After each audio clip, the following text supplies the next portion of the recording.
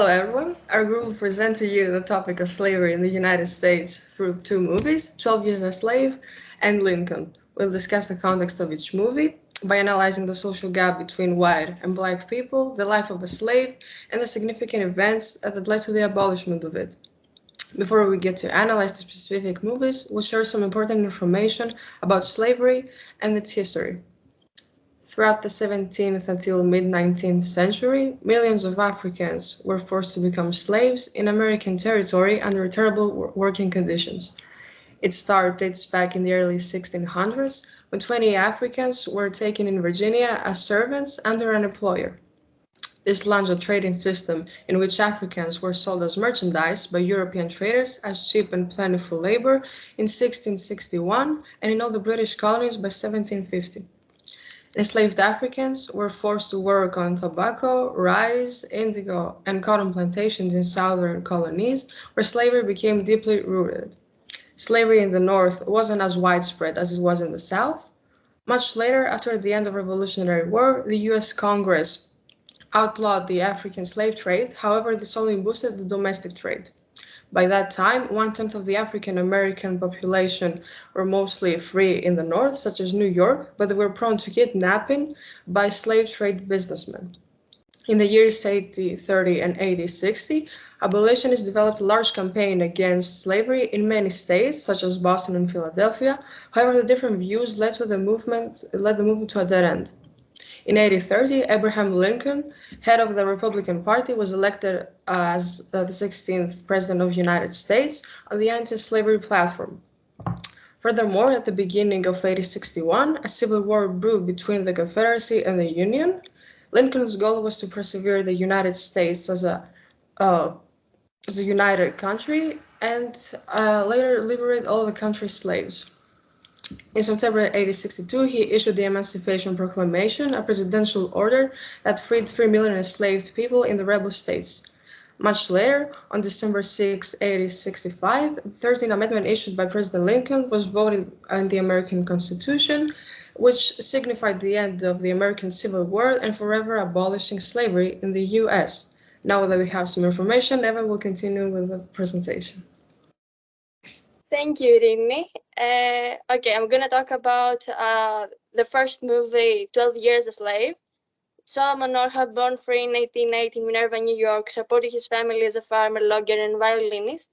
In 1841, he was lured by two men offering a job as a violinist in a circus.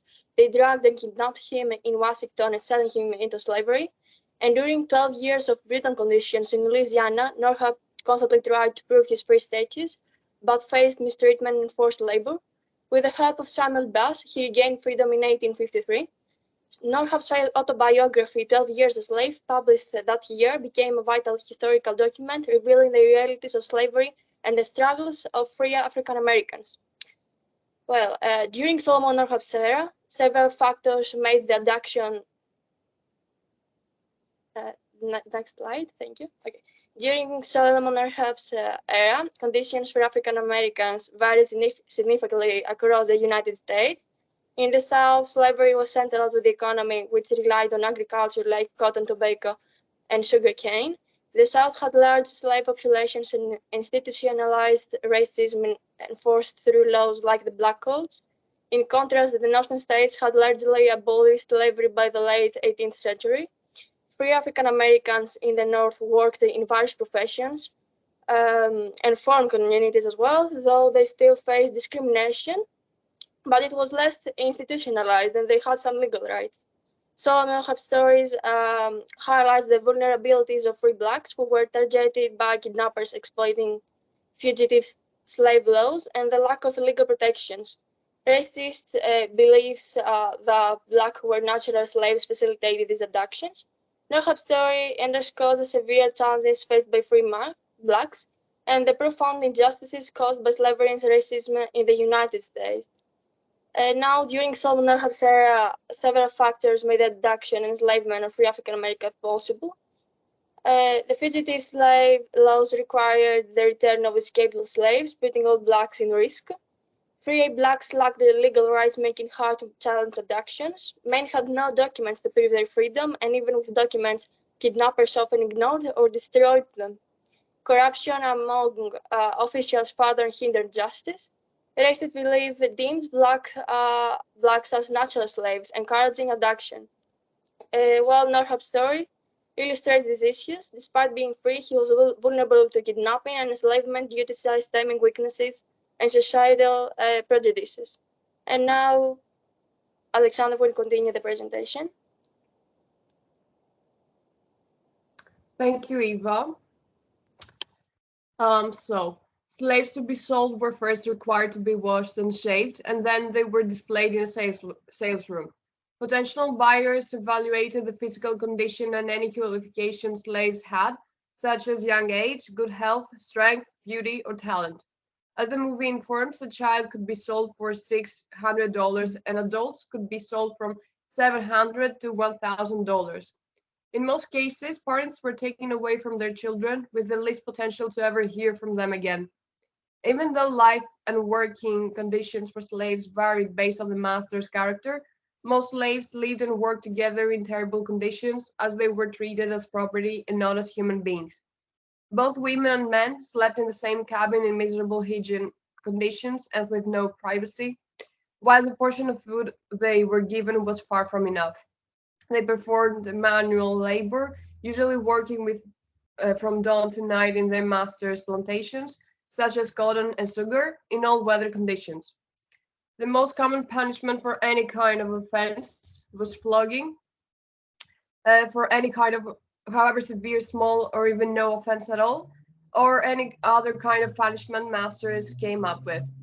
Furthermore, masters raping their female slaves were not rare, whereas in some cases masters became obsessed with their slaves, such as Edwin Epps' last for Patsy in the movie, or genuinely cared for them and provided them with luxuries like Barry did for his slave Eliza. On rare occasions, such as Northup's, slaves had received some form of education, but revealing such information about themselves could prove to be dangerous for a slave, as masters feared that intellectual enlightenment would lead slaves to uprisings. Masters also acted as Bible preachers for slaves on Sundays, even if the latter weren't original Christians. The Christian spirit was deeply instilled in slaves, who placed their hope and consolation upon God and His justice. Slaves created religious songs called spirituals, closely intertwined with their faith in God, hopes, and life conditions, making their work more tolerable. Some carried secret meanings among slaves, like suggesting secret ways to escape, even though most attempts were unsuccessful. Most slaves seem to have bent and accepted their fate in slavery, even if they kept the desire for freedom in their hearts. On the other hand, masters and their families expressed inhuman cruelty that originated from emotions of jealousy, like Epps' wives towards Patsy, and a superiority complex, believing themselves to be entitled to own and treat slaves as they wanted, and leading them to paranoid behavior such as killing or flogging the slaves for the fun of it. The existence of slavery tends to brutalize the human and finer feelings of human nature. It is not the fault of the slaveholder that he is cruel, so much as it is the fault of the system under which he lives, as Solomon Northup said. Now, Joanna will continue the presentation. Thank you, Alexandra. The second film we chose is the film Lincoln. Abraham Lincoln is one of the most significant figures in American history, largely due to his role in ending slavery. Abraham Lincoln was born in February 1809 in Kentucky and came from a poor family. From a very early age, he began to work as a farmer while reading to perfect his education. He encountered many incidents with slaves that profoundly influenced his views. At the age of 25, he became involved in politics and held various high offices until 1849, while also working as a lawyer. He returned to the political scene in 1854 when the Republican Party to which he belonged was formed and he raised the issue of slavery. After much effort and anti-slavery speeches, he managed to attract attention. In 1861, he was elected the 16th President of the United States. The Civil War began in 1861, shortly after his election. Lincoln's main goal at the beginning of the war was to preserve the Union, but by 1862 he recognized the importance of ending slavery. The Emancipation Proclamation, issued on January 1st, 1863, declared the freedom of slaves in the territories. It turned the war into a struggle for human freedom and allowed African Americans to join the Union Army. On November 19, 1863, Lincoln delivered the Gettysburg Address at the dedication of the Soldiers' Nation Cemetery. In this powerful speech, he emphasized the principles of equality and liberty, stating that the war was a test of whether a nation dedicated to such principles could endure. He reaffirmed the commitment to a united nation free from slavery. In general, the film approaches the issue of slavery through a historical and political lens, focusing specifically on the final months of Abraham Lincoln's presidency and his efforts to pass the 13th Amendment to the United States Constitution. Lincoln, as portrayed in the film, was a man with a strong sense of justice and a will for human equality. The actions that justify these characteristics are the numerous pressures he put on other politicians, but his personal reflections, which are highlighted throughout the film, emphasize this will to end slavery. The film makes the position of Black people, both through the scene depicting the lives of enslaving people, as they make their aspirations for freedom and the violent realities they face, and through the views expressed that are contrary to Lincoln's vision and will. The conversations that unfold throughout the film reveal the negative attitudes that political leaders had towards the abolition of slavery, as well as the inhumane opinions towards African Americans. Eventually, Congress passed the amendment on January 31, 1865, and it was ratified on December 6, 1865, an event that was one of the Lincoln's most significant legacies. He fought and tried for this, even though he wasn't an enslaved man, but he didn't make it till the day of his success, as he died in April 15, 1865.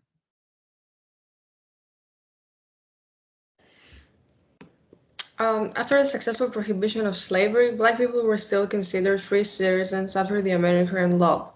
However, they still found themselves fighting for their basic civil rights due to great racism. The civil rights movement, a significant moment in the mid-20th century, successfully paved the way to the security of Black people's civil rights. Led by Martin Luther King Jr., the movement abolished segregation and discrimination in public settings, voting, and working opportunities, which eased Black people's living conditions. Unfortunately, even after the movement's accomplishments, partial prejudice from white people and discrimination still continue to exist for them until the present day. Thank you everyone for coming to our presentation.